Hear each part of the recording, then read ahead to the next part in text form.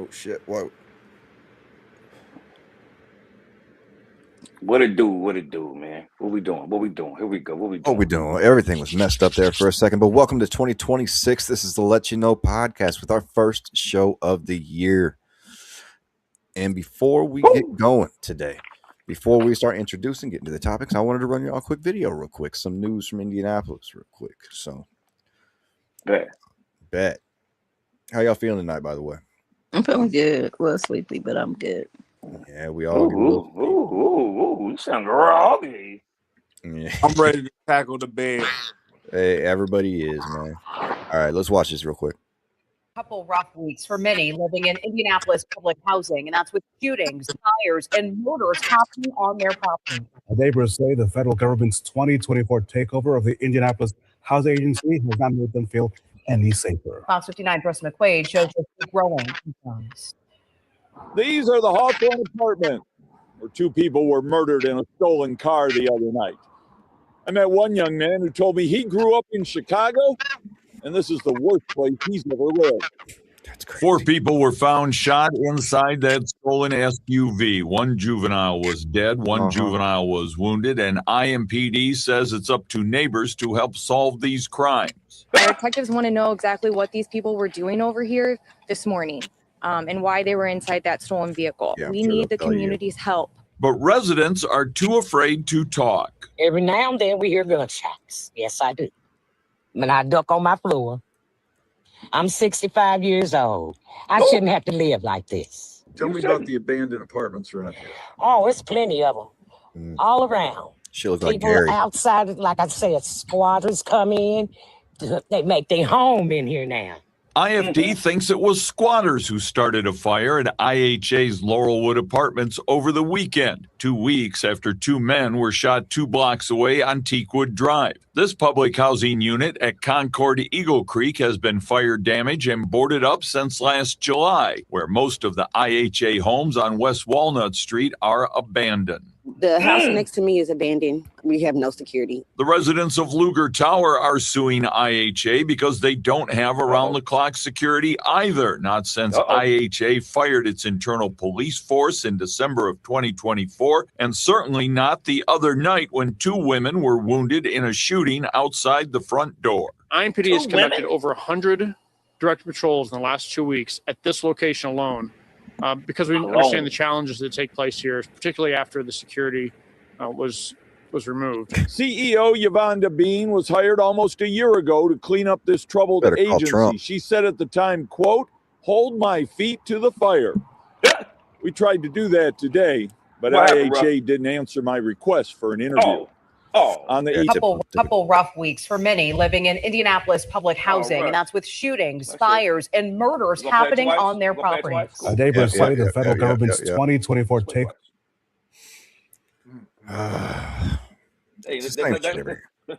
That leads me to my question. Who knows what Hawthorne Apartments is, first of all? Yeah. That's off of 34th and Emerson. Yep. Yeah, which is one of the worst, not the worst area in the whole city. I got called there to do a repair one day on a dude's car. I never called him back. I'm trying to remember. Did we ever do a lot of deliveries at that apartment? We definitely done some deliveries over. We worked at Aaron's at Hawthorne, definitely. I know it looked familiar. I know it looked familiar, but I couldn't really see the street though. But I'm like, yeah, those apartments definitely look familiar. When it's that bad, I mean, why even is it time to burn that shit down? I mean, it ain't like it has a good history in the first place. It's time to just. If you find a house in the middle of Indiana, it's got fire damage and mold, you don't try to fix it. You just fucking burn it down and start over. So this is the same thing. You got to metastasize. I know the people that live there is low income. Because I can like these people is people that can pay market rate rent and shit. People don't. They say she's 65. She means she's probably on a fixed income, probably disabled, something like that. Then now it's some little youngsters that probably can move their ass out of there. That's been over there being lazy. But a lot of people that live over there, that's been living over there, has been over there because of income issues. You know what I mean? That's sometimes all their money can afford is that area. So why won't the Indianapolis Housing Authority do what the fuck they're supposed to be doing? Because if there was any other land that was in Indiana, they'd be fined, and their businesses and they properties would be fined, and they'll be confiscated. You know what I'm saying? So don't be giving HIA no damn pass. You know what I mean? I disagree. I think if there's that much crime in a neighborhood, it doesn't matter how much money you put into it, it's not going to survive. Like, you can do all you can for a neighborhood. What you think they doing when what you think they doing when these people come into these neighborhoods, like this gentrifying the other side of downtown and all that shit? They down there. What y'all think? Just because y'all moving over there, it's gonna stop all the whatever that's around downtown, 22nd Street? I'm just saying, like, they put money in, they're pouring money in that area, still knowing that it's a high drug prostitution area down there. So they throwing money at it. They are all around here. So they are throwing money. I know. I'm saying it just that doesn't solve the problem at all. Like, you can't just toss money into air. It's going to get eaten up. Like, if you got all this crime and stuff like that, nobody's going to invest in that area. But how about y'all do something about making it? But how about y'all fix this shit in the neighborhood so it won't be so much crime? How about that? How do we fix that? Like, they haven't been trying to do that. Community centers over there. It ain't shit over there. It doesn't work. But y'all ain't tried. That's the thing. It doesn't work. Shit over there since West Montgomery. I ain't gonna lie. I'm tired of the community center thing. They don't fucking work. We gotta cut that shit out, dog. I'm not just saying a commission. I'm just saying, because guess what? It might not be shit today, but guess what? As soon as these motherfuckers bulldoze and come on gentrify over that motherfucking hill, it's gonna be motherfucking Park Avenue at 34th Street. So we can just shut the fuck up and know what it is. Because in just about 5 years, it's gonna be Parker Meridian on fucking 34th and Emerson Way. God damn it. It'll be better than people getting shot all the time and drugs moving through the area. I mean, is that bad? I'm about to say it's not a bad there's nothing wrong with it, but they gotta throw the money in it to get it to that. But they gonna do it. No, they have to stop the crime. If there's no crime, people will invest because they're tired of getting their businesses robbed. They're trying to property values like run they're down. just gonna gut it out. And then let everybody else get back in. They said the whole West Walnut Street is abandoned home, pretty much. Yeah. What do you do with that? And West Walnut's not hood. That's over there off the west side. I mean, that's the good side of, like, over there by Hallville. That's the other side of Winterville. See, Will, you know where Hawthorne Apartments is? I think you might have missed the video, but we was watching. There was a news clip where Hawthorne Apartments is just awful right now. They was just talking about how all these murders are going down in there. Who was that suing? They were trying to sue the ICE for not having security all the way around the Towers. Yeah. So, what do you think Hawthorne is? I mean, you know everybody knows the reputation of Hawthorne Apartments. Like, is it time to burn that motherfucker down? This shit's crazy over there. I mean, I don't know. Man, I ain't been over there in years since I was young. But I mean, I ain't gonna say it's time to burn it down. I mean, you got to try to do different things to make it back positive. To try to. I mean, you just got to try different stuff. At the end of the day, I ain't gonna say burn it down because that's a lot of. Man, that's a lot of shit to burn down. People need help, right? See, Will, some of them people need help up there. I mean, like he said, it is for low income, but maybe can you play that clip one more time for me, Pete? Maybe so you need to hear this. One second, I had already got rid of it. So you good. We're gonna pop this in. That nigga said they come to this same place over 100 times in the past couple weeks. Yeah. What up, Ski? What up, E? What's up? What's going on with you? I know I've been off the scene for a minute, but I'm back. Oh, you always in, man, like Feline. Nice to meet you, C. Will. I'm Pat, by the way. How you doing, Pat? That's my cousin down there. You right on time. You right on time for the night. Yep, I got you the video right here. I came here for one reason. You know that. We get into that. We get into that right after this. LeBron James. And murders happening on their properties. Neighbors say the federal government's 2024 takeover of the Indianapolis Housing Agency has not made them feel any safer. Fox 59's Russ McQuaid shows us the growing concerns. These are the Hawthorne Apartments, where 2 people were murdered in a stolen car the other night. I met one young man who told me he grew up in Chicago, and this is the worst place he's ever lived.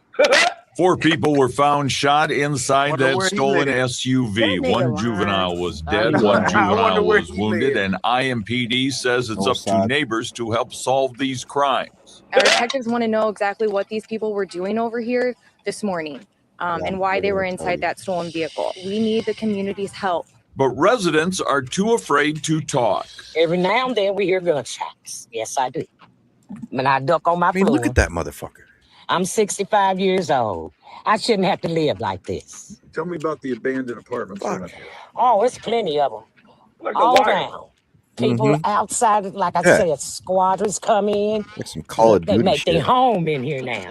IFD thinks it was squatters who started a fire at IHA's Laurelwood Apartments over the weekend, 2 weeks after two men were shot 2 blocks away on Teakwood Drive. This public housing unit at Concord Eagle Creek has been fire damaged and boarded up since last July, where most of the IHA homes on West Walnut Street are abandoned.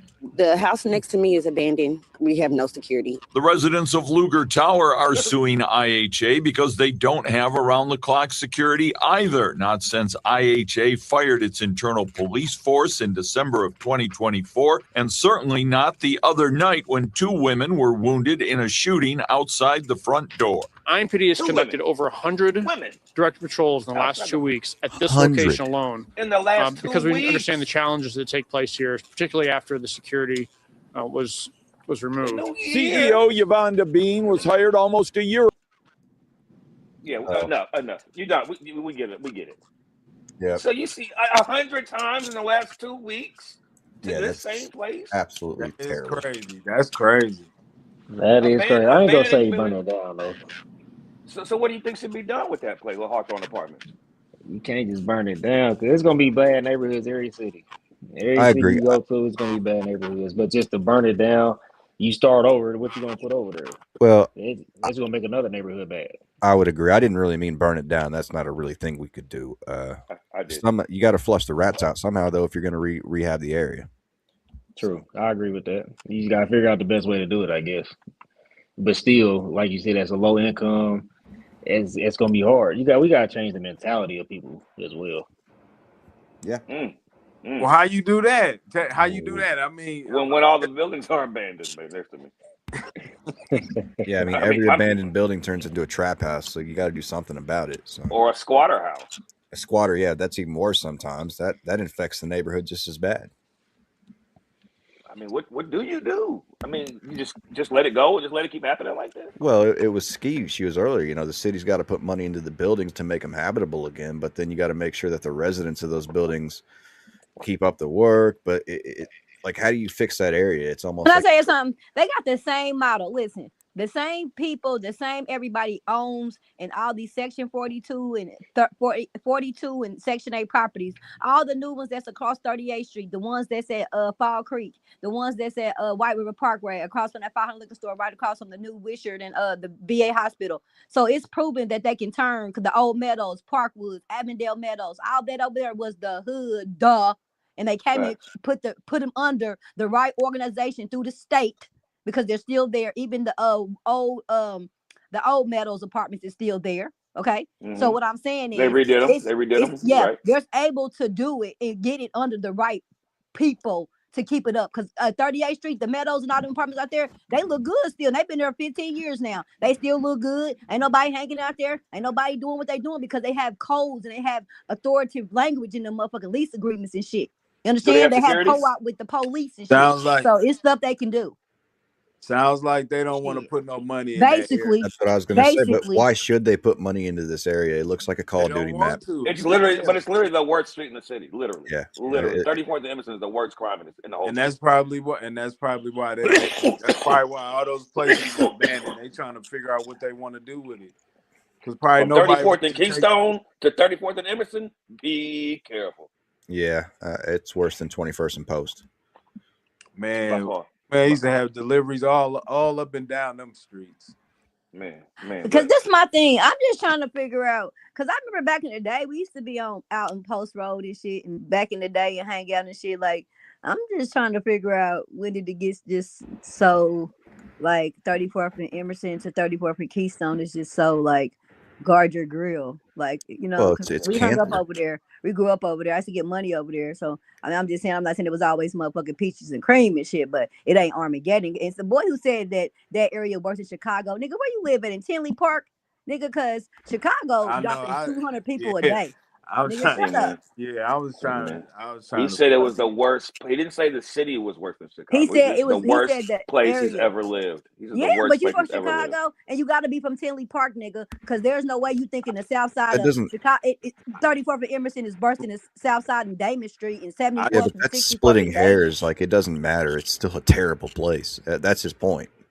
Yeah, I I think he's got it, just but I saying that listened. the living conditions is the worst he's lived in. I don't really think he's talking about the crime Nigga, necessarily. you He's went talking from about Chicago to the projects, nigga. You probably need to go nigga. think about a profession or something while But you fucking again, over there. the projects look better than that shit. A Yeah. project doesn't look better than that shit. That But shit that do was look the like projects. That's what I'm saying. A-Way. no, All a I'm saying project is was all I'm saying is about accountability. If the people who was in charge of making sure the IHA and everything else was accountable, they should be in trouble, nigga. They should be in trouble. They should be I out agree. a job. I Fuck you agree. mean? All these But abandoned that's what- houses, all this homelessness in this city, all the homelessness in Indianapolis, all those abandoned houses, nigga, could be flipping rounds for homeless motherfuckers or re-entry or something. Bitch, they just sitting there dormant, nigga, on my tax dollar. Get that shit handled. Cause that's our tax dollar. The fuck? Yeah. Handle Yeah. that shit. That's our money. Talk about it. What the fuck is Talk y'all about talking about? Nigga, what the fuck it mean? It's our money that they supposed to be using to fix the shit. So where the fuck is y'all allocating the funds at? God damn it. If it ain't going where the fuck it need to go, where the fuck is the money? Let's follow the bread. Because the money's allocated by the federal and state. So where the It's money going at? to them parks. It's The going fuck? to them parks Right. and Fishers. It's going to them fucking Get fixed roundabouts and up. Fishers. And goddamn it, Yeah. everywhere else they fucking gentrifying this shit. Let's keep it P around this bitch. Y'all don't validate our motherfucking dollar in that area or our taxes. That's why our shit ain't getting fixed. They paying money in that shit. Pay that shit. Fix that shit. Bring it up to code or be in fucking trouble, lose your fucking job. Period. Fucking com. On that note, go ahead, EK. My bad, EK. Go ahead. I was just saying, man, listen, they know exactly what areas not to put money in. You know what I'm saying? Because they don't let somebody else come in and buy that motherfucker. That's why they ain't putting no money over there. And like Charles That's said, prime retail off the highway on the corner. Like Charles said, there's other places. There's other places that's just as worse too, but that's where you know they not putting the money into. This is prime retail. They're gonna let some group. It's prime retail. They're gonna let some motherfucking group come in there and buy that whole goddamn radius of that 34th corner over to that goddamn highway. They know what the fuck they doing. It's business and it's chess, not checkers, nigga. Some group gonna come in and buy a black rock group. Did you just call 34th Street prime retail? I said it might not be right now, but it's off the highway, nigga. So yes, it's prime retail. It's off the highway. So when they re-gentrified in this Emerson Way Palace, hell yeah, it's gonna be convenient to fucking downtown. Yeah, at least people won't be shooting each other anymore. How you know? Yeah, right. Cause guess what? I don't think they're gonna put people over there. Nothing gonna happen. Cause meth heads shoot too, dogs get loose and shit too. So it could be back hood. God damn it. Once you get Brendan and Linda them over there, shit, they might be. I mean, you can get shot anywhere, man. Basically. Yeah, that. No, you could. But statistically. But statistically, you're gonna get shot quicker over there. just saying. Yeah. I'm just saying. I don't want to deliver no pizza. Hey man, listen, man. You could go on hunting trips and get shot. First? You know what I'm saying? Where the pizza man more likely to get robbed at, on 34th and Emerson or wherever else we were talking up about? here in the whitey white hood of 100. They get their ass get up in the white neighborhood too. Hey, listen, I believe in the white neighborhood because they listen. He probably don't expect it. They light your ass up too. I don't give a fuck about y'all being on no 141st, nigga. They'll rob your ass too. They don't care about that shit. We're talking about statistics. What statistically happens per area. That's where what they call them, the package pirates be at, man. They be waiting for a motherfucker to set a package down on their front door and they come right behind you. Okay. On that note, bring it back. I appreciate Ski throwing it out. That's why I love Ski, man. She keep it like that. I like that. But we're going to the main topic tonight, man. If that's okay with y'all, I want to get to this main topic, especially since we got C here. The main topic is what the fuck happened to the Indiana Black Expo. The Indiana Black Expo, who don't know, was like the Diddy party. It was like our Freaknik. It was like our whatever you want to call it. It was the most hottest shit that we had, and it brought in the whole Midwest. You got people from Michael Jackson coming in, Mike Tyson coming in, Tupac came and preached, so on and so on and so on. It was a takeover. Yeah, I mean, it was a Midwest. It was a Midwest takeover. People would drive their cars from all over the Midwest here just come see what was going on here. Car shows, boxing matches. They even got the Circle City Classic for the HBCU football game. all of these things were the shit, but they stopped being the shit for whatever reason. And I don't think it's the script that changed. It's, you know what I mean? It's the same script that was a successful script, but something happened along the way for this to be a downfall. And for me, I think it's kind of an obvious thing to get it fixed, but it didn't seem to be working for whatever reason. And so I wanted to get everybody's opinion. I want to start with people that actually been to Expo first. So Pat, I'm gonna mute your mic. EK, I'm gonna mute your EK. Don't laugh, EK. You're getting muted too. I know. Let's start with you, Skeezy. Let's start with you, Ski. What was the last time you had a great time at Expo? Let me ask you that. Let's start there. When the last time you was like, yo, this is crazy? Last time I've been at Expo, it probably was No. Not when the last time you've been. When the last time you had a great time at Expo? Last time I had a great time at Expo, I probably would say about maybe like 2011, 2012, maybe 13-ish when we had the Super Bowl. That year we had a Super Bowl probably was the last time I had a real good, cool, fun time. No bullshit. You know, it was a good time. It was a time to be remembered. I would say 2012. And from then on, have you been since then? No, because it's dwindled ever since. So no. When you say dwindled, what is it that makes you not even say, you know, I'm not taking my time to go get an outfit like you do. Everybody will go get outfits. Everybody will get ready for this. What I would say because for one, like the lineup for the entertainment started to get kind of boo-boo, the same people, you know what I'm saying? The venues they was holding it in was kind of getting a little, you know, kind of, you know, sketchy a little bit. Just like kind of like it seemed like they wasn't putting very much evolving effort into the IBE. You know what I'm saying? So I think they used the old standard blueprint and just thought it was gonna go across centuries. And I didn't think they put too much. Didn't put too much market analysis or researching in the evolvement of IBE and how to bring cultural and diversity and shit like that across to make it bridge it and make it a little more diverse because of, you know, different times is changing and diversity of Indianapolis and our community and shit like that. So I didn't think they did too much research and didn't have the people in play to help garner, you know, longevity and stability in the community with the way it goes from like entertainment to educational groups they have, for marketing, for you know, for people who are, you know, sponsors and shit like that. I think they kind of got a little messy and sloppy and, you know, took the pride out of it. Well, you agree with that, C? Yes. Yeah, I agree with her. For me, this topic, you know, it touches home with me, man. For those that's watching, the guy that's on the far left in the background, that was my father. So to see him take over, he actually, what people don't understand, Indiana Black Expo was a nonprofit organization started in the early 70s. He came, took over late 70s, brought it up to the biggest national event in the country for African Americans. And then it kind of went over to minorities after that, just all minorities, but mostly for African Americans. Circle City Classic, that started with 1984. First Classic was Jerry Rice. So I like to keep those two separate, because when we talking about Expo, there's one thing. You talk about Circle City Classic, that's a whole nother beast on why they both are failing, in my opinion. But to piggyback on what Ski said, I wholeheartedly agree with her of everything she's saying. All in all, IBE just needs a boost, a shot in the arm. It needs something to pick it up. It's still living in the old days. Steroids. It's still living in the old days.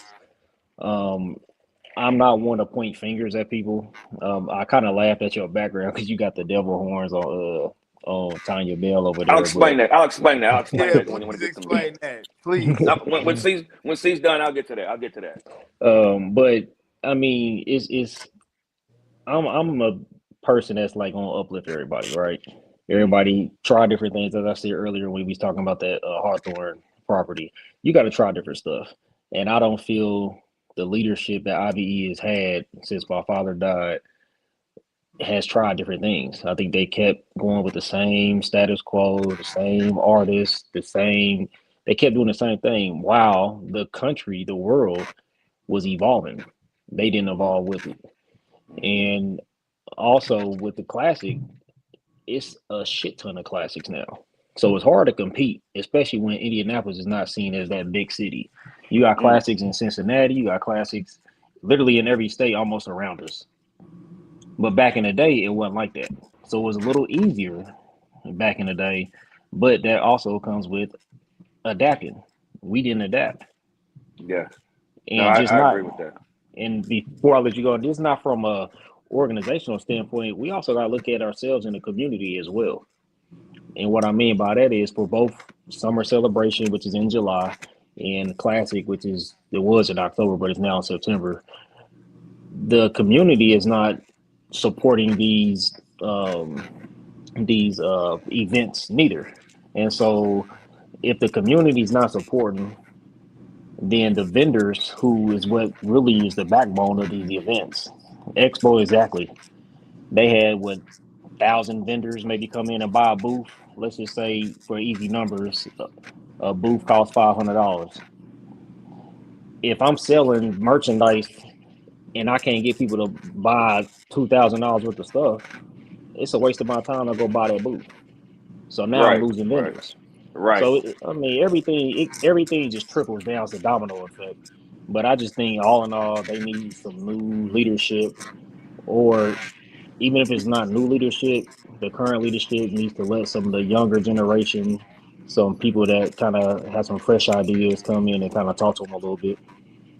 I'm glad you said that, because that's kind of where I feel. What you say, EK? Go ahead. I got a question before you start in Double O. I got a question for an outsider looking in. Who would you nominate for a new leadership to get the Black Expo started? Are you asking me that, or are you asking Keith? Yeah, I'm asking you. See, I can't hear him. He asked who I'd nominate to get the Black Expo started. In my honest opinion, you go whoever it is. I mean, fuck it. I'll throw my hat in the ring. Me too. Shit. I'll throw my hat in the ring. Just put me on there. And it's not that I have all the right answers or so many connections and things of that nature, but what I'm good at is bringing people together. Yeah, you have the right heart for it. I'm going to listen to other people. Yeah. I have a project management background, so I'm used to taking other things, bring them all together, and making things successful. So someone with some organizational skills. Correct. And somebody that actually cares about the community. Organizational for sure, but also they got to be people person.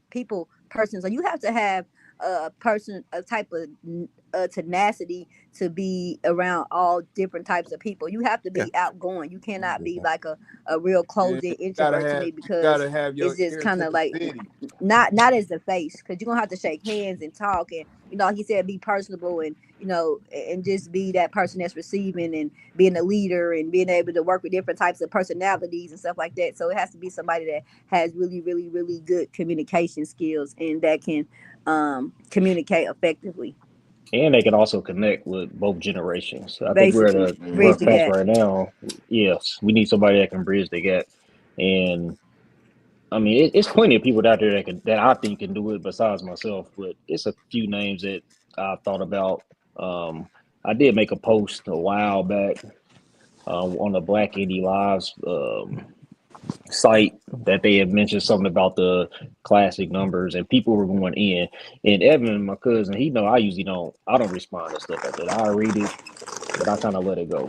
But man, I did respond to that one because that got under my skin, because I'm like, I've seen my dad in action.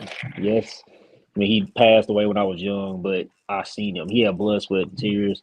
People don't understand, like, he would put up his house as collateral for these events, just to raise money, things of that nature. So I've seen him in his low times, and I see him in his high times. The world would never know that, what he had gone through, but it's a lot that can be done, and I just want to see Expo succeed. At the end of the day, I don't care who's in leadership, who's running it. I just want to see it succeed and start to get back to where it used to be.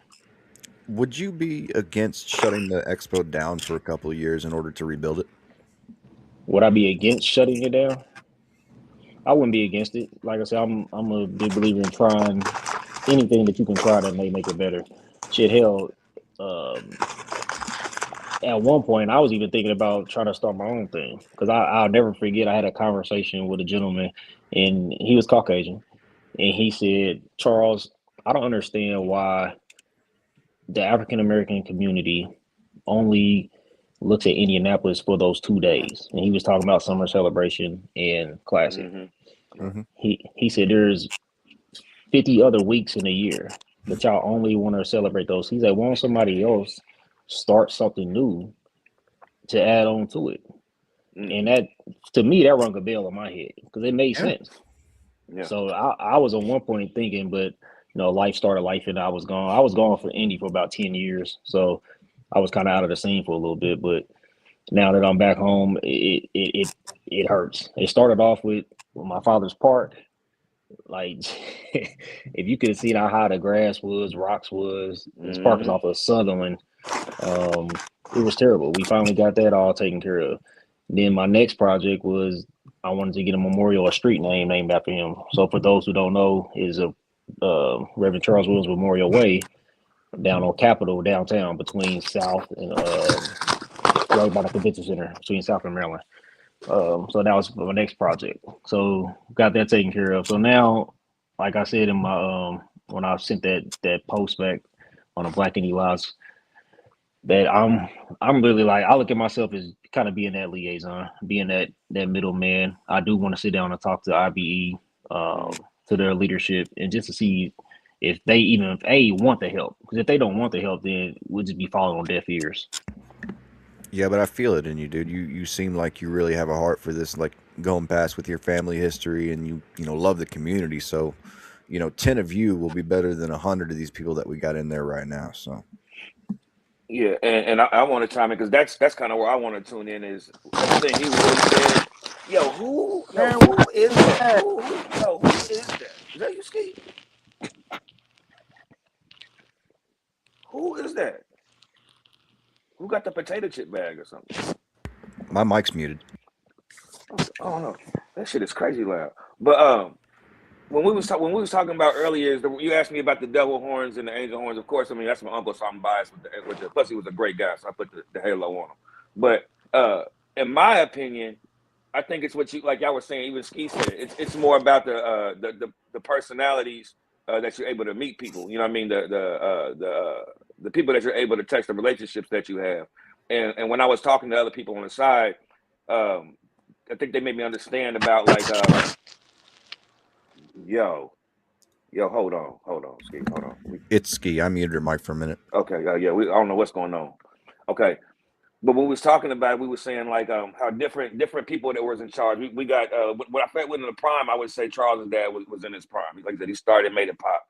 After he passed, there was the lady in the middle. You got Joyce there, and then you got on the far right, Tanya came in.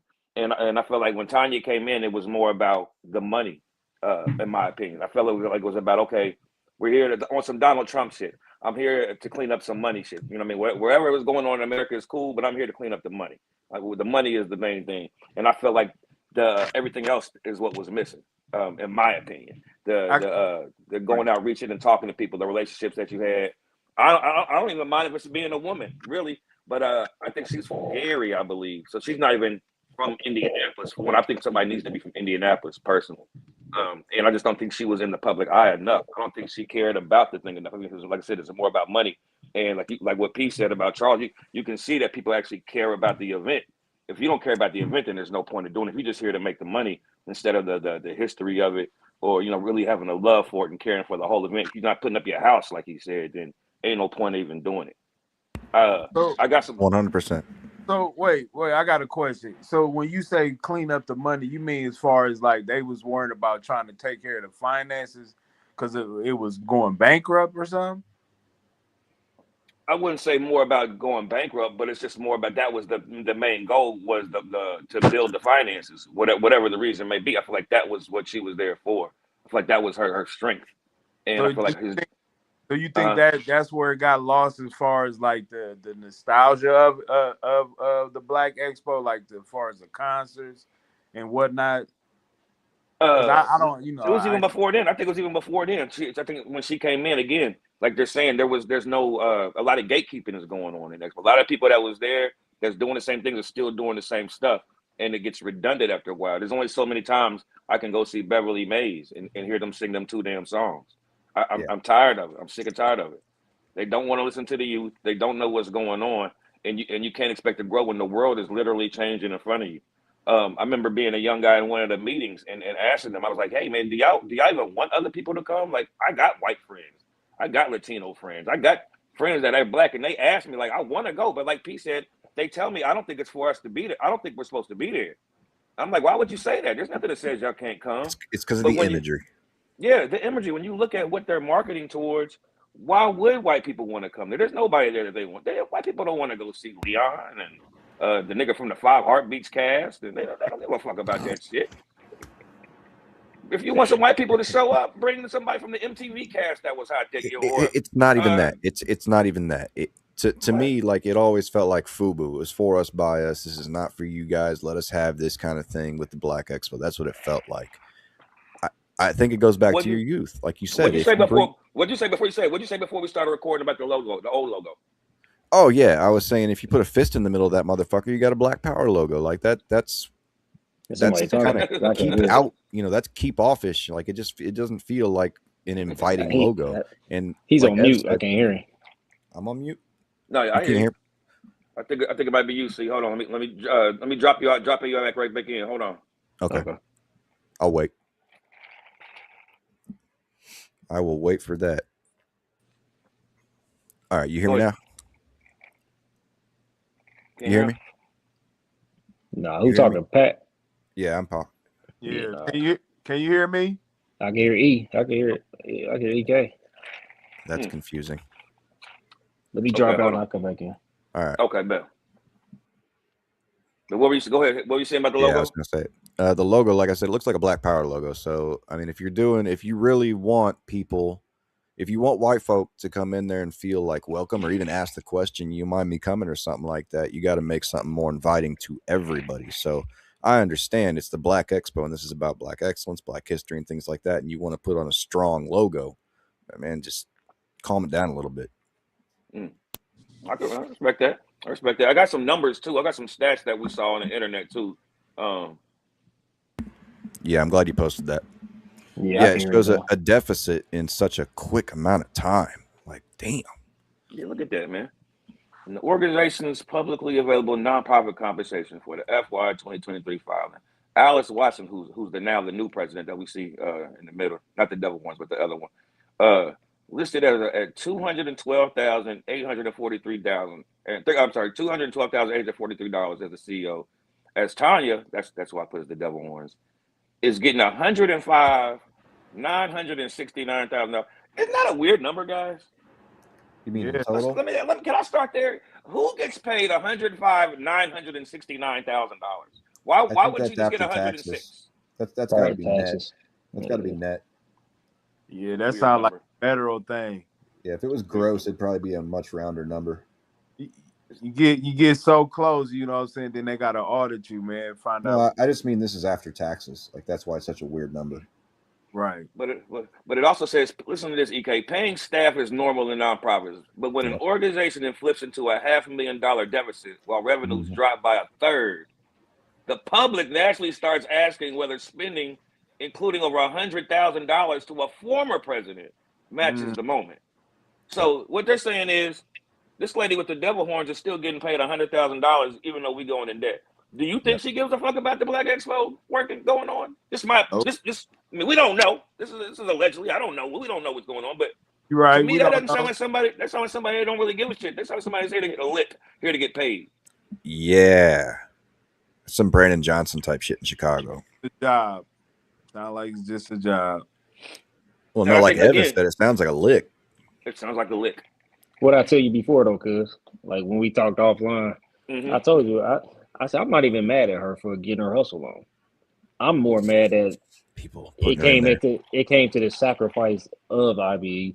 But yeah, I mean she did what she set out to do. She set out to get the money. I'm assuming allegedly, yes, allegedly.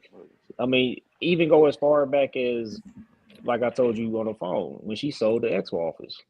I'm not a fan of that. They had prime real estate off of We were just talking 30 about prime real estate. We were just talking off about of prime real estate. 33rd and Meridian, 33rd, 34th and Meridian. You sell that and go to, I don't know if anybody's been to the one now. Terrible. It is a terrible building. Terrible. But who got paid off of that? Yeah. So yeah, I mean, point. like I said, I don't like to speak negative on people, but it's just little small things that I would do differently. Even if hell, like I said, just try anything. You just mentioned a number about the current president making $212,000. I think before that, Tanya Bell's making like $242,000 or $250, something like that. Why don't you cut your salary in half? You could put that back into the into the event. We ask that all the time of politicians, everybody else. You're making so damn much money complaining about you don't have enough money to do shit. Well, why don't you put your money in the pot? Like, it's the same shit over and over, these crooked ass people. Yeah, like he said, somebody that's willing to flip, not willing to flip your house, kick rocks, bro. Kick rocks. Hey, Ed, we see you in the back, Ed, but I can't get you on because you gotta create a profile. You gotta put your profile on here. So if you can jump out, create your picture, put all that camera and all that on, then I'll let you come on. But I can't get you on right now. I'm gonna kick you out of there. Come back. It says, according to the publicly available for 900 filings, IB reported $7.18 million in revenue. This is 2023. And they ended the year with $1.58 million in surplus, right? So they was cool. It was 2023 in the surplus. Just 1 year later, 2024 revenue dropped to $4.83 million, while expenses remained high. But I told you also, I think that's when they sold the building. I can't remember what year it was that they sold the building, but them selling that building the building was paid off. That's what got my mind. They owned it. It was paid off. Yeah. And you go and sell it. But at the end of the day, all of this, it don't matter who goes in there. If you cannot go out and build a relationship, like y'all said, and get corporate or anybody's kind of money, dollars, donors, putting back into this. Yes, you can go and get grants and write all that. You're not going to succeed. If Lilly ever pulls out their money, Lilly Endowment, that's like probably the last big one that I know what the Expo has. If they ever pull their money out, you might as well kiss the Expo goodbye. Yeah, because it's a massive boost. And like you said earlier, see, it's funny you brought that earlier. I was in a group chat with some people, and he was talking about Mike Epps. Mike Epps, we talking about somebody got out. There's all these different days that somebody else can do something. Mike Epps kind of took over that free concert thing with what he's doing right now, where he's bringing out, the free concert, bringing in comedians, doing something different. And I think it's just that easy. I mean, Mike Epps is one of the perfect people to do it. Obviously, being from here, I think Mike Epps is perfect. But I don't know, man. I think that's what needs to happen. But like you said, the right people, the right age. I'm not a fan of because I'm not a fan of the 10-point coalition stuff that's going on where I feel like they hitting licks too. They're getting paid to just walk around with yellow jackets on. Dude, those motherfuckers, they've been fleecing the city for decades. I think, to piggyback what you said with Mike Epps, I like him being in that lane. I don't think, I think that's a good lane for him. Something that he can do, a one-off event, come in, pop in, do it. But for somebody that's going to run the actual organization for the year around, when any boots on the ground, getting things ready for these events, I don't know if he would be the best person for that. But I do like Mike trying to come back and pour into the community and stuff like that. I mean, he's already pouring money into the community, rebuilding his old streets. So, I mean, that's at least he's showing some commitment. And he'd do it. He wouldn't be charging $100,000 to do it. Mike Epps might just come do the shit. I mean, you never know, or know somebody that could. We got somebody new in here. Who that in here? Who's that? Say KJ? KJ. Oh, I know who KJ is. What up, KJ? What up? What you doing awake? It's late.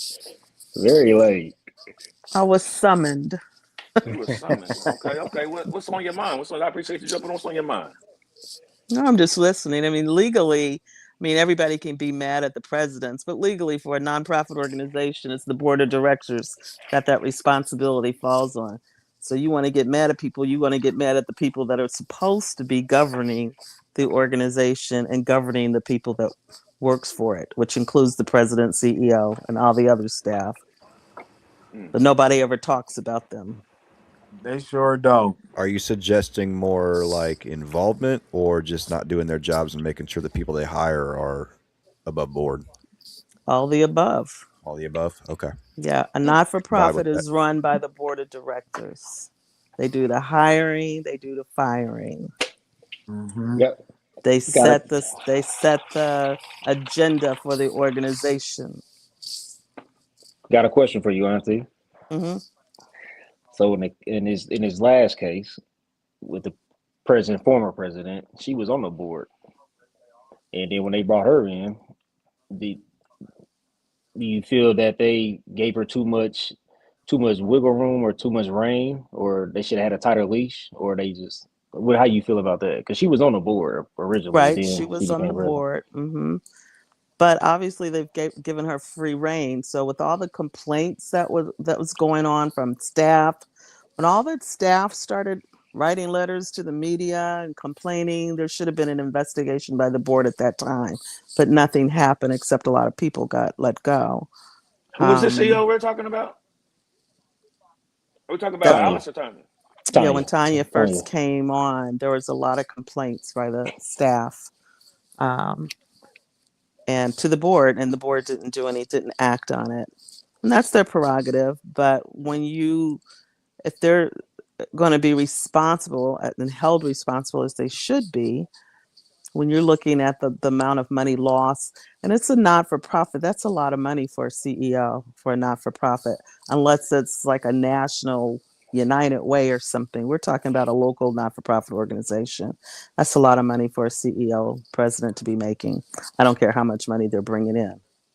I mean, $250,000 is a lot for a not-for-profit. I mean, annually, So, especially when. No, I just think it's a lot, especially again when we talked earlier where there were other CEOs that would, like you said, put their house on the line for this to be successful. When others are like, you know what, hey, I just got to get my money. This is business. This is strictly business.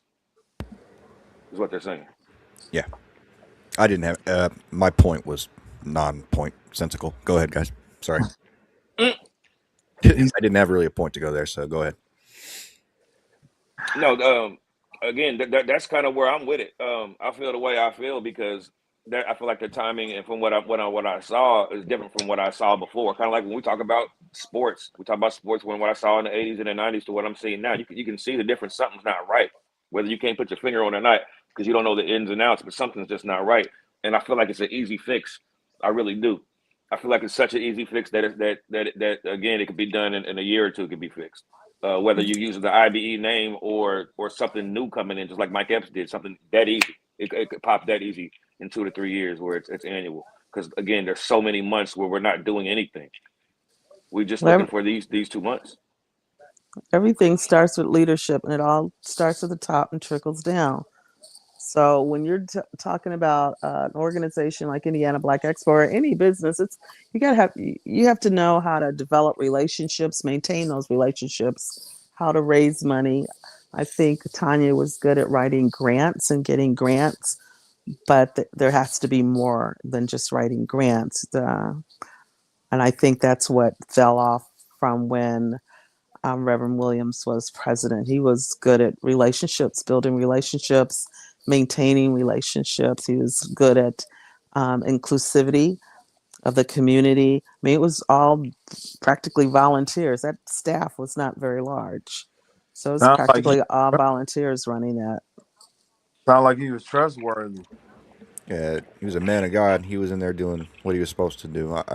It's good to hear about. And living here and being here, I think better. Again, if you're not even from here, it's hard to give a hell about that. I think it's hard to give a hell about their city. Even when I see NBA players that might be from Slovenia and they got to give it back to Dallas. It's like, I ain't even from here. Good point. You know what I mean? But I got to give this money to these broke ass kids that grew up here that I don't even know. I got to do that so y'all like me.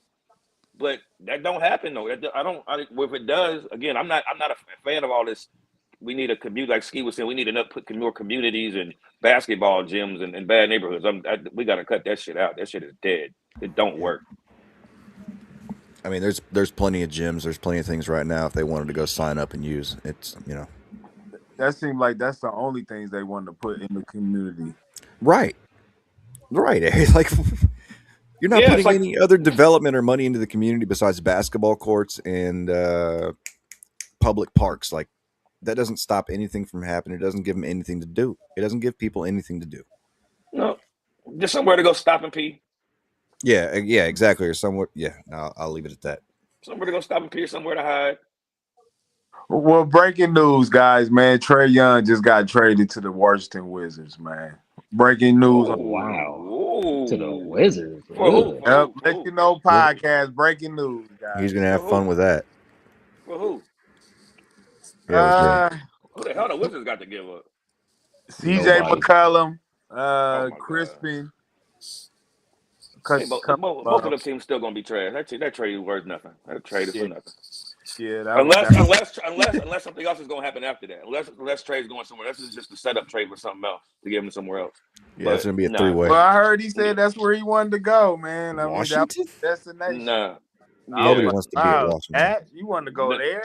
I guess. I mean, they got some baddies. They got some of the baddest women in the country. Don't get me wrong. I love some DC women, but nah, I ain't playing basketball there right now in 2026. Hell no. Hell no. Let me. I appreciate that, EK too, though, for real. Let me soften it up. We got another video. Can you pop that in, Pete? We was talking about Mike Epps too. I want y'all to watch this video. This is on Mike Epps with Shannon Sharp. He didn't like no street people. And talking about his when I dad. became a street dude, I was selling drugs. He had a car wash. I went to his car wash in my Cadillac, and he told the people, "Don't wash that." Damn. Because I was selling dope. Yeah. He called me a dog. He said, "You a dog." I said, "Huh?" He said, "Yeah, you a dog." He said, "You ain't worth shit." Because I was selling dope. Yeah. And I got caught. And I'll never forget, I was in prison and I met a dude from Miami that got caught selling kilos and shit. And I'm sitting in the cell with him. He was showing me pictures of his houses and boats. I said, damn. I called my father on, because I was talking to my father in jail. I said, Daddy, I'm in here with a dude that is smart as hell. He said, well, son, if he's so smart, why is he in there with you? Why is he sitting there bragging about somebody in jail with you, talking about he's smart. Yeah. Damn. Yeah, my dad always said crazy shit that, and that shit still, I never forget what time too, I told my dad, I said, this is how I learned how to deal with my kids. I used to cuss my dad out. I said, man, you ain't no real, because he wouldn't buy me the shit I wanted. Because I thought because it was kids that had the go-karts and mobile. Yeah. I said, why come I can't have it? I said, man, you ain't no real father. You know what he told me one time that came back, smacked me in the face?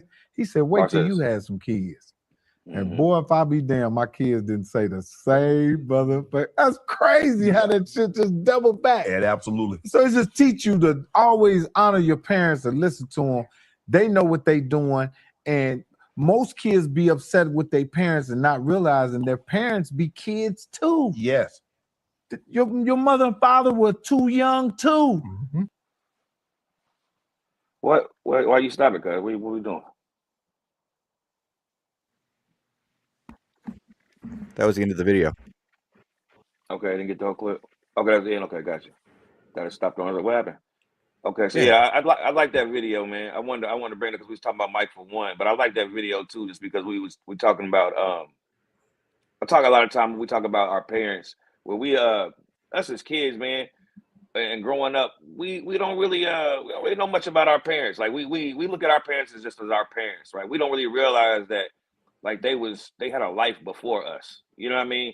And I feel like we don't even ask a lot of that time. Sometimes we don't be like, hey, Mom, what were you doing when you was 13? Or, you know what I mean? What was going on? I mean, just asking them questions and finding out who they was before you existed. Because like he said, sometimes, man, I got family members of myself where they get upset at a father figure or whatever because of 20 years ago, you know what I mean, when he was, or 30 years ago when he was a certain age.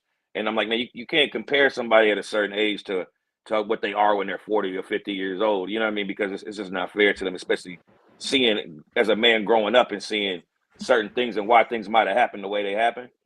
And I just wanted to talk about that with y'all because I thought it was a good topic. I wish Ski was there because I know her dad and everything. But that's a very good point. I still have family members that think, well, not go there. I have family members that won't talk to me, that have unfollowed me on Facebook. I send them texts. They don't want to talk to me. I never did nothing to them. They just think from who I was back in the day that I'm the same person that I used to be. And it's just like, man, that was 25 years ago. What the fuck you talking about? Like, people are allowed to grow up. Mm-hmm. Yeah. Have you ever had a talk with your mother? Like, you ever asked about, like, you know, like, hey, what was you doing like before me? You know what I mean? Like, you ever asked her about that? My dad was more so We talked about a lot of the stuff my dad did when he was in his teens and 20s and things like that. So I got a real good understanding of what he went through, which is the same shit I went through. Ma, it was a lot more simple because Ma just went to school. She was just, school. So there wasn't much going on besides that. She's a businesswoman. But yeah, understanding what my father did in the 60s and 70s helped me understand not only what I was doing and helped me get over that kind of shit, but like you said, everything is cyclical. It all comes back around. So yeah, no, I'm with you. Same shit, different era. What about you, EK? You ever talk to your mom, your dad about like, yeah, what was going on with you like before me? Like, you know what I mean? Like, what was up with you? Yeah, I did. Me and my mom, we're close, man. We always had those type of conversations. I lost my dad when I was young too. So I didn't really get to have a lot of conversations with him, but I got to see certain things of him in his life that he did when he was younger, because everybody gravitated around him. He was in the Army, he was a boxer. So, those type of things I got to see. And, of course, he was kind of like a Philadelphia legend, because he from Philly. So, like, he knew all the players, Dr. J, Daryl Dawkins. So I always got to meet them every time I went to Philly when I was young. Shit. Okay. Yeah. No. About it, man. I really didn't get a chance to really have like those type of conversations with him. What about you, C-Dub? Like I said, I already know your pops is gone and everything, but you ever chopped it up with your moms and be like, yeah, what was you doing before I was here? Like, what was you outside? Were you outside? What were you doing? You at the rink? What was you doing? At the ring. I don't know what they did back then. Yeah, it's funny you asked that because that was one of my goals that I set for 2026 was to A, spend more time with my mom because she is getting older, but B, get to know her. And it's crazy that I'm saying that at the age we are now, like 40 plus, what I mean? Like, you would think you would know your mom, but I've never sat down and just asked, Mom, what did you do when you was this age, when you was a little kid? Like you said, Pops died, I was 18, but I kind of got to see what he was doing, but he wasn't young. So I really didn't know a lot about that. That comes from, Auntie may tell me something here or there, but yeah, that's crazy. You brought this topic up because, like I said, one of my goals is to actually go to my mama crib where we talked about earlier. I know y'all was talking about 34th and Emerson. Hey, full circle, huh? Full circle. Yes, but go over there and just sit and chat with her. Make sure you go when the sun up. Most definitely. I don't like being over there when the sun's out. But just sitting there and talking to her on the couch, like I saw something the other day on Instagram. I think it was. It's like a book that you can buy now with these memories that your mom or your dad can write down. It kind of gives you a topic to talk about or whatever, but they can write down their story, and then that way you can have it forever and share it with your kids and whatnot. But yeah.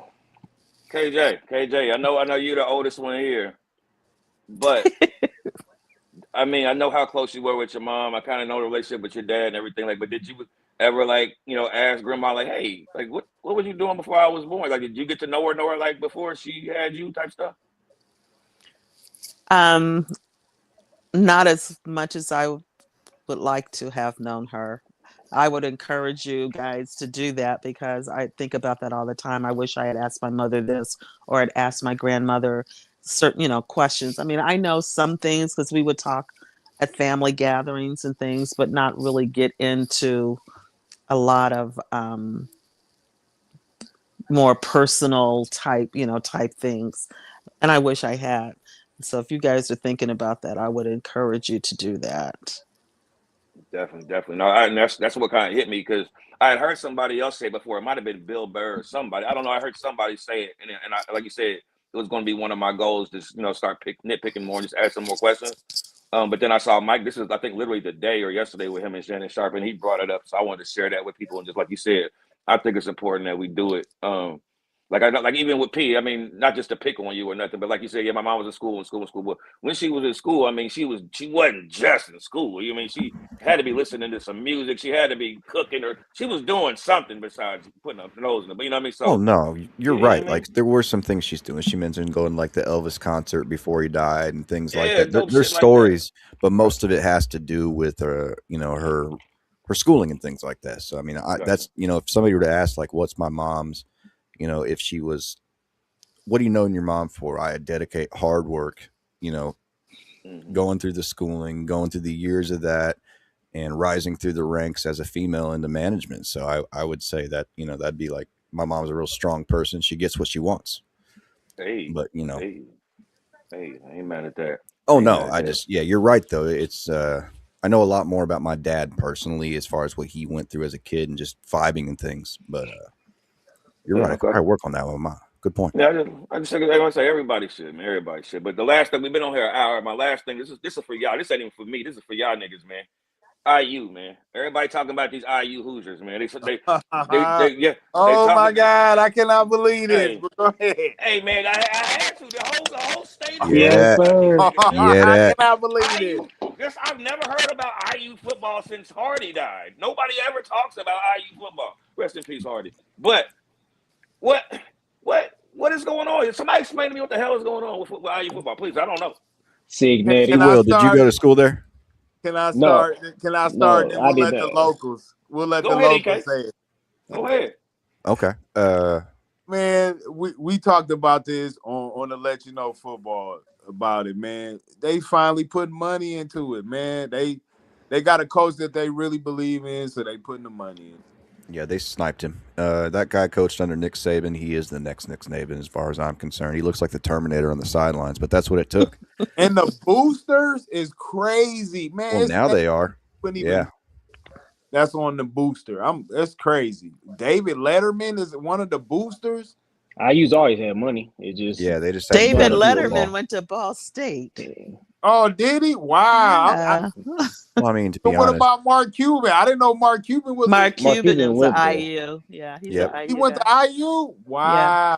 Yeah. I know. I heard Mark Cuban created some crazy shit. He created the electronic scoreboard or some shit. Voicemail. Yep, he's got his money. Let's put it that way, because he owns the Dallas Mavericks too, I believe. He sold it. Yeah, he still got a little minority stake in him, but yeah. Okay. But no, to answer your question, Pete, no, I didn't go to IU. Their football team was trash back when I was playing, so I decided not to go there. I can think of one player, Antoine Randall. My wife, she's a alum out there, but we are going to that game on Friday. We leave to head to Atlanta tomorrow. But okay. Who gonna win? Who win? IU. What the fuck you talking about? IU go win. Who do they play? They play Oregon, right? They play Oregon. Ducks. It's gonna be tough. It's gonna be tough. Oregon got them jerseys. Oregon got them jerseys. I'm gonna tell you this right now, man. Don't get your hopes up. I'm telling you now, man. Don't get your. They gonna spank them again like they did the first time. Eric's going off of one thing. They already beat him this season, so he thinks they can beat him this time. Who put money? We know how hard it is to beat a team twice in the season. Come on, we beat them on their home field. Come on, man. That's all his point. You know how I look at EK. You know how I look at Oregon, EK. And since Cuz said they got the jerseys and all that, they like the pretty girl in the room. They always gonna be the prettiest. Flashy. They just flashy. They haven't won anything. They would never. They're not gonna win. I mean, he has a good point. When was the last time they actually won a national championship? Look, you're talking about IU. The last time. Well, IU's different though. I mean, this is a building thing. Oregon's been at the top for decades, for years. Yes. Maybe it might be the year. You knock off the best team. You knock at the best team in college football. Can we mail him back to Nebraska? Man, I can't wait to IU win. I'm calling you personally. Yeah. I'm calling you personally. Know exactly what I'm gonna tell you. What you gonna say? LeBron James. I want to hear y'all talk about Purdue like this when we go to the NCAA. Oh yeah, for basketball, sure. They are terrible too. They Hey. They terrible too. You know what? I really wanted to believe in them when they had the big man in the middle, but Zach They Edey. can't win with him. I don't think they're gonna win at It's all. over.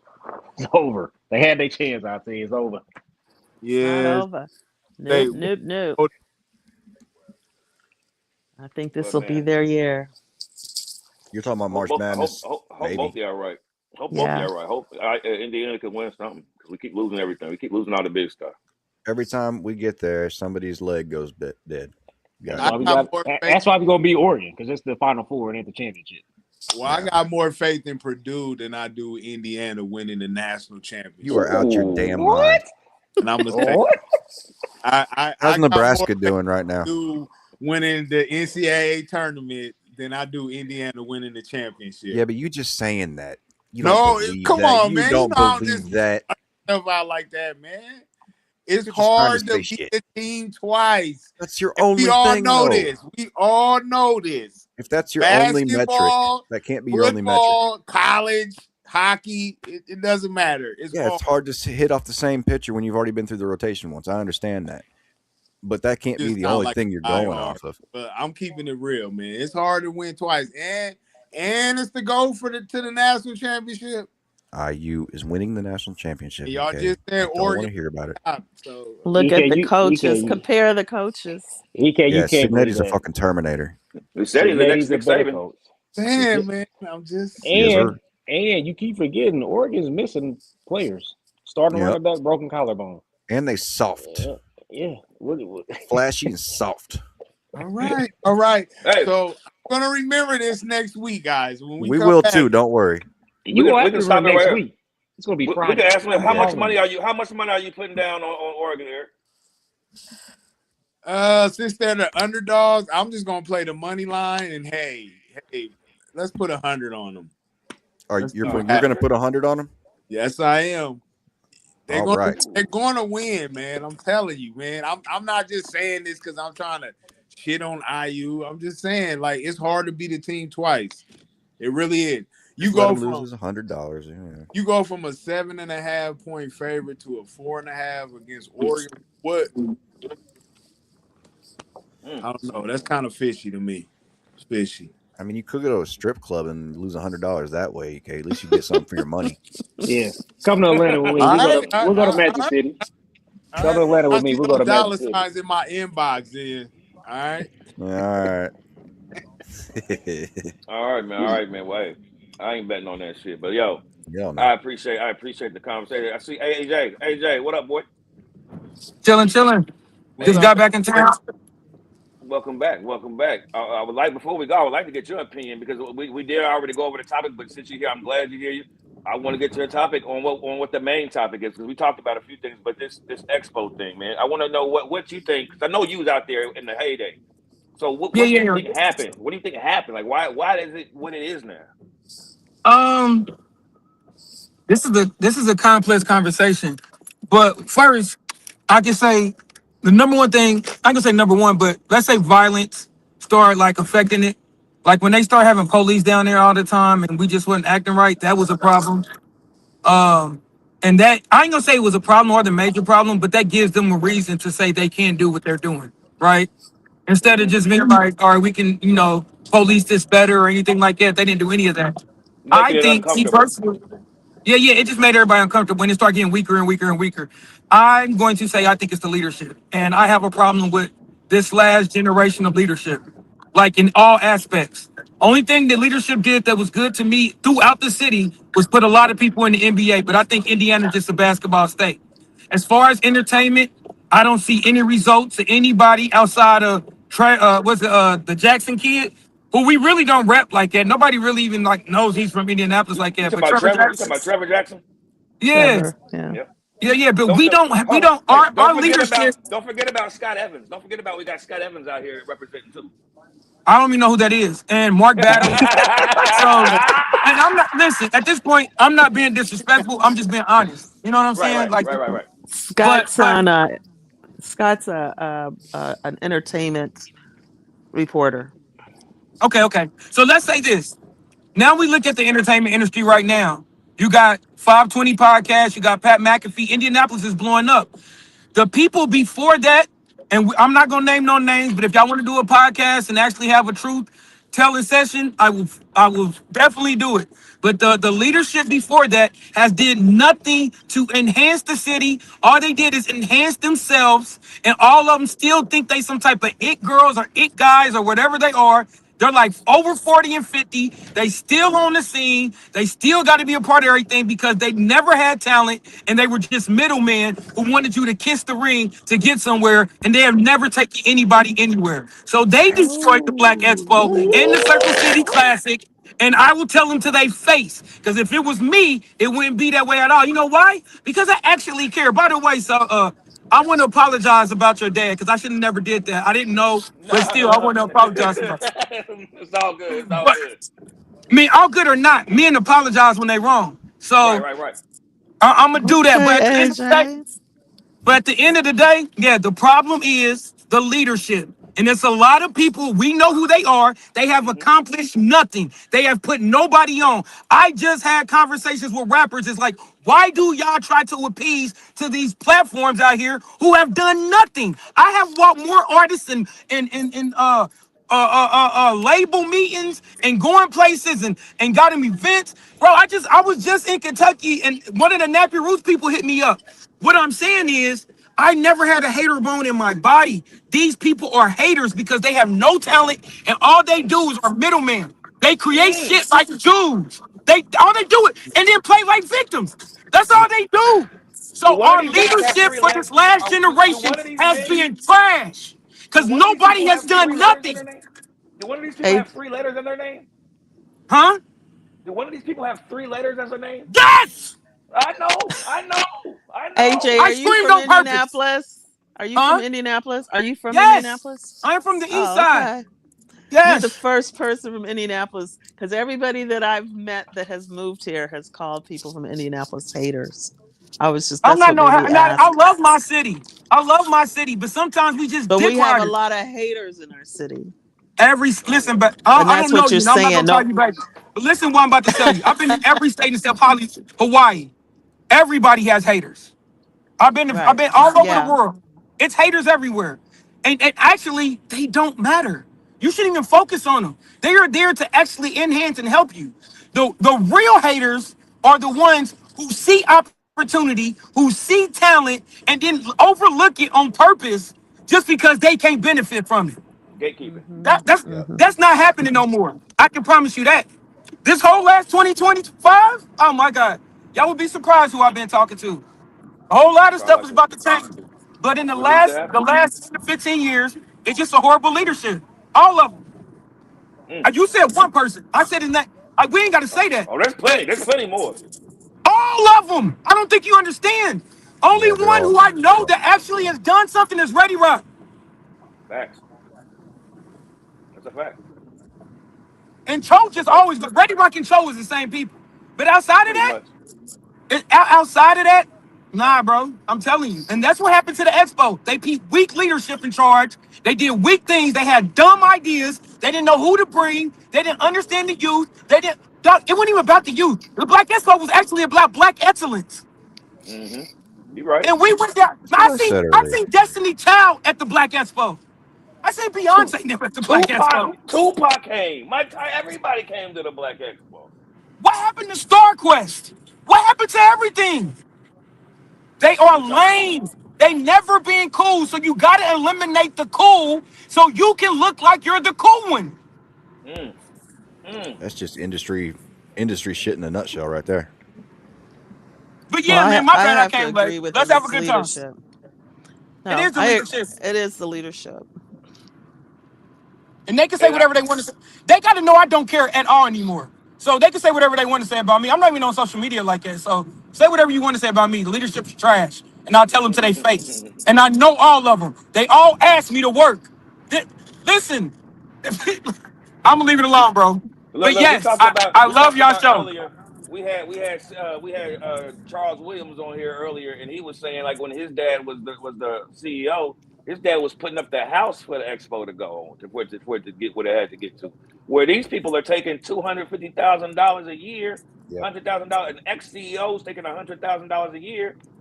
while the business is going down. It's like you don't really care. This is just business for you. This is just a No. You're looking at it wrong. It sounds like fraud.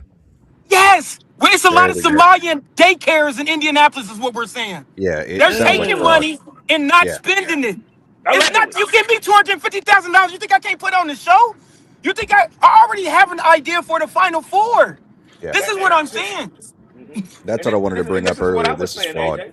And I was telling AJ, I said, man, I think this is so. Before you got on, I think this is like a 2-year fix. I don't even think this is that hard of a fix. It's just that they don't care.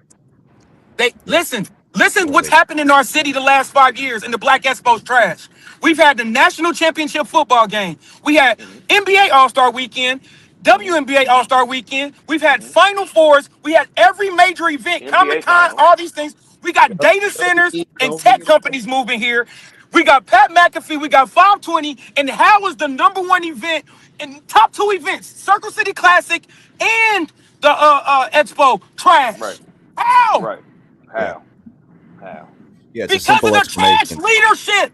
Yeah. These loser people that we keep trying to say they cool because we want to dick ride out of town niggas. No, I'm telling you, they are trash. Somebody needs to scream it. Well, you screaming. You screaming it. I love it. You screaming I it. love it. What you saying about this fraud? Give me your opinion on the fraud stuff, Pete, because I know you. I want you to go down the foxhole for a few before we get out of here. Oh no, this ain't even foxhole stuff. This is just basic. When I'm looking at it like pattern recognition. So when I see money go into a large organization and I don't see profit come out and I don't see product come out and I see a lot of cash in a lot of people's pockets, those are just some checklist things I'm looking at to start an investigation of fraud. That's what I'm saying. Like, it smells like fraud. This is what fraud looks like.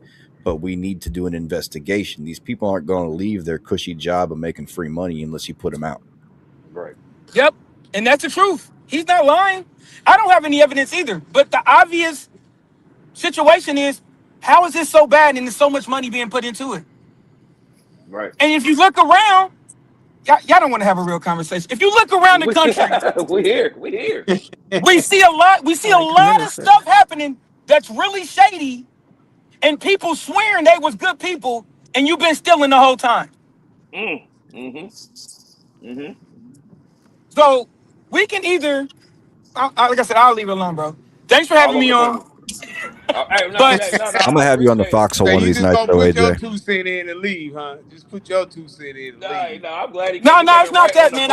Because I really love my city, bro. And I love the Expo. And I love the Classic. I just told my little homie.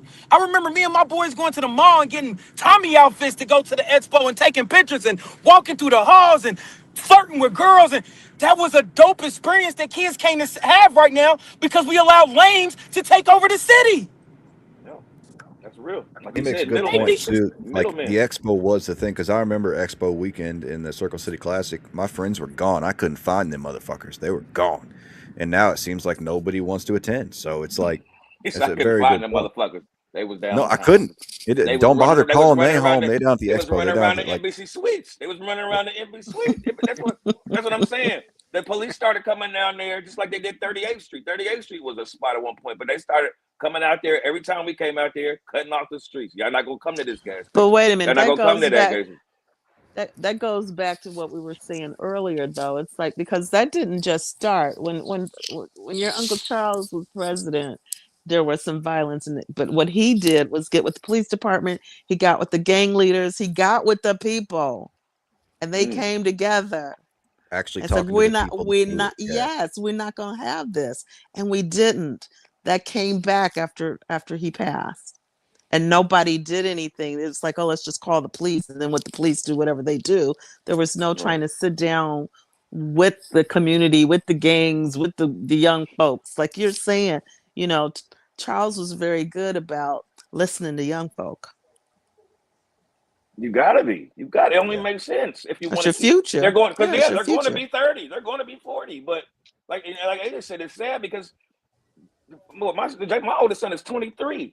He went to Expo when he was a little kid, but he's not going to experience the same Expo that we experienced. If he did go, it's just like it's not even remotely close, man. It's just like you said, it's sad when you know what something was and you see what it is, and it's just like And like y'all said, you're putting so much money into it and not getting something out. And from my side, it seemed like an easy fix, but it's almost like it's done on purpose. It almost like you don't care. It definitely sounds like it's on purpose. Yep. But no, man, I appreciate everybody jumping on here, especially you, C, man. Your 2 cents mean a lot. KJ, yours as well. AJ, if you're still watching, thank you, Famo. EK, you from out of town, man, but I appreciate you jumping on too, man. You missed out on some good times, man. Let's go, Oregon. EK, Indiana hater all around. He like Take Purdue, us out. though. Take us He out. don't like Purdue, Auntie. He don't like Purdue. All right. Thank you, everyone, for coming on the cast tonight. It was a beautiful conversation. We did get some interesting topics through and some good information out to the public. This is our first show of 2026, so I'm glad to see everybody back and ready to rock. We're going to have a good year, y'all. This is the Let You Know podcast, signing out. Thank you. Good night. Thank you. Good night.